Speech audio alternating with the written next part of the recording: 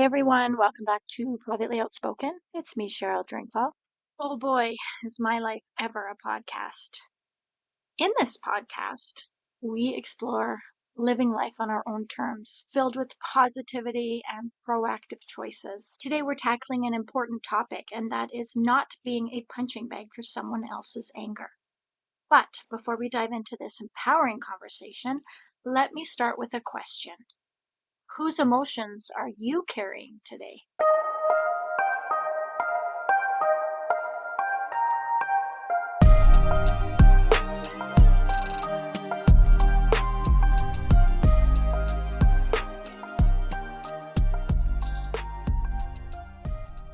Today, I'm going to equip you with practical strategies to protect your emotional well-being. You are going to walk away with a deeper understanding of how to establish healthy boundaries, techniques to remain positive in a storm of negativity, and also insights into enhancing your overall. Let's face it, we all encounter people in our lives who project their frustrations and anger onto us.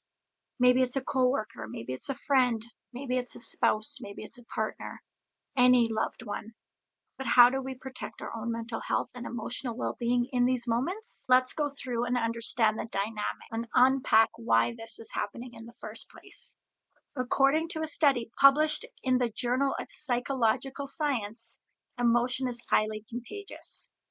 What does this mean? Simply put, when someone around us is angry, there is a tendency for us to absorb those emotions. However, just because it's common doesn't mean it should dictate how we live our lives. Emotion contagion can lead to us feeling like emotional sponges, soaking up other people's anger and holding on to it as if it were our own.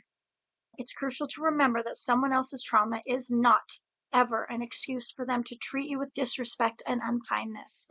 Each of us deserves empathy and respect regardless of what other people might be going through. I was just reminded of this very thing by a dear, dear friend of mine.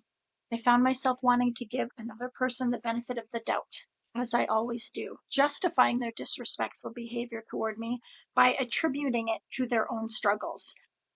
My friend pointed out to me something very important. He said their trauma isn't an excuse for their actions, Sheryl. And that hit me hard. I couldn't even sleep. We often feel compelled to overlook harmful behavior because of what someone else might be enduring. But we also need to recognize that we deserve respect regardless of their circumstances. We should never let someone else's pain justify hurtful behavior toward us. But you might be asking, well, how can we stop this dynamic? Let's talk about that. Let's talk about boundaries and the power of them. Because in these situations, boundaries are lifesavers. Clear, healthy boundaries can create a safe zone for your emotions, ensuring that you don't become someone else's emotional punching bag. Dr. Henry Cloud, renowned psychologist and author, emphasized that boundaries define what is on our side of the fence, emotionally and physically. They mark where we end and someone else begins. Imagine wearing like a sign that says no entry around your heart and your mind.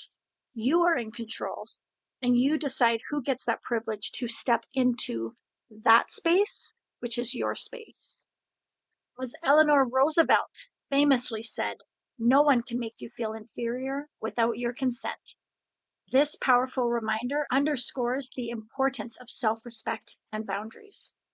Now let's move on to some proactive techniques that we can use to stay positive. One effective method is to practice emotional detachment. This involves acknowledging the other person's feelings without taking them on as your own.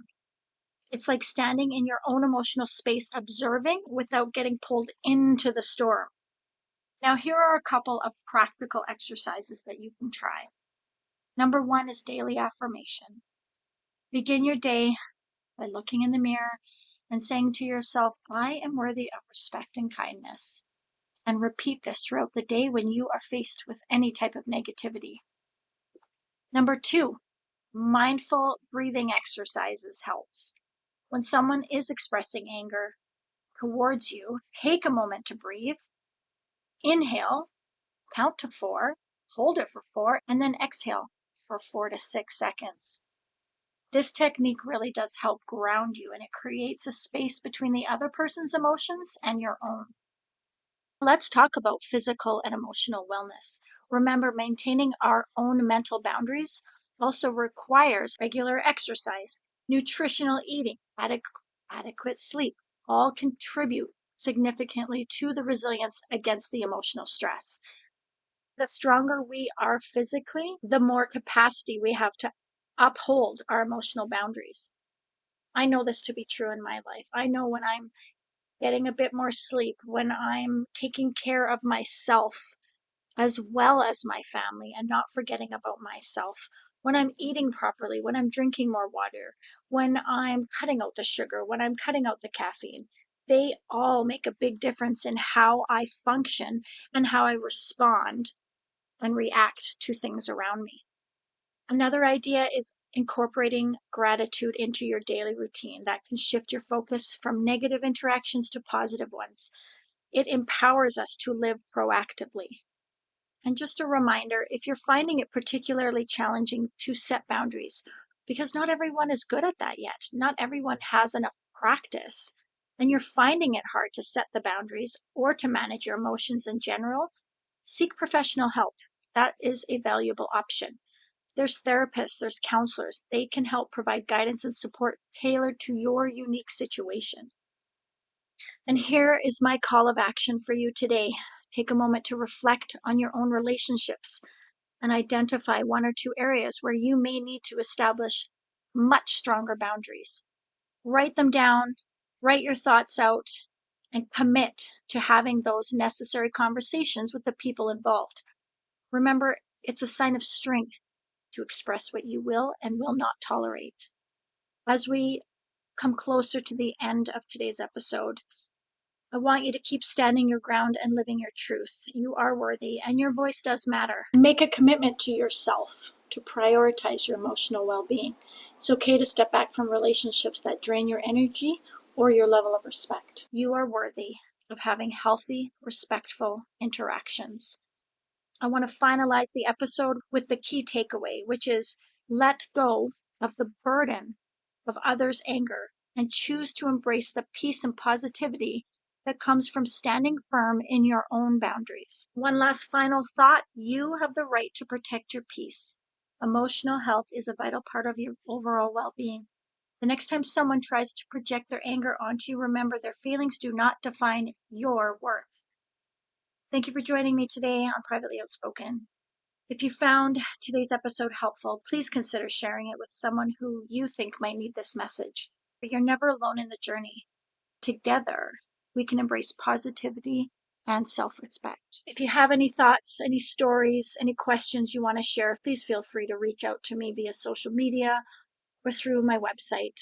I would love to hear from you. Till next time, stay outspoken and remember your voice matters. Take care. Love you.